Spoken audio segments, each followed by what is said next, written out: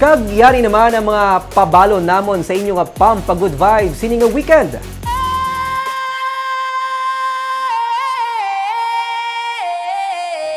May panibago naman nga atraksyon sa Cadiz City. Ining ginatawag nga GCville o kon Giant Clam Village. Diri makita masobra sa 2,000 nga mga giant clams nga ginpangtipon sa isa ka anay empleyado sang isla sang Lakawon.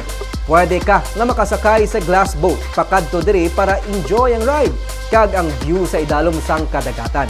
Upod kita kay Romeo Subaldo Buas sa pagsaksi sini sa tripping ni Ruming.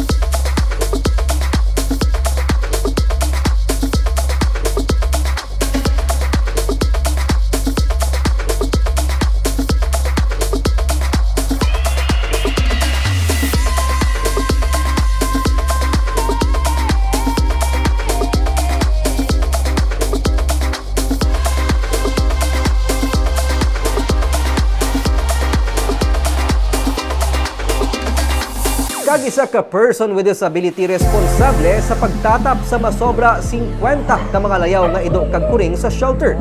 Ang anay interior designer, ang anay volunteer sa isa ka animal welfare group nga personal nga nagpakaon kag nagapaligo sang mga hinuptanan sa shelter. Madamo naman siya sang na-rescue nga stray nga nangin kaupod niya na sa iya mismo puloy-an. Ang iya istorya sa Baganian sa Sunday.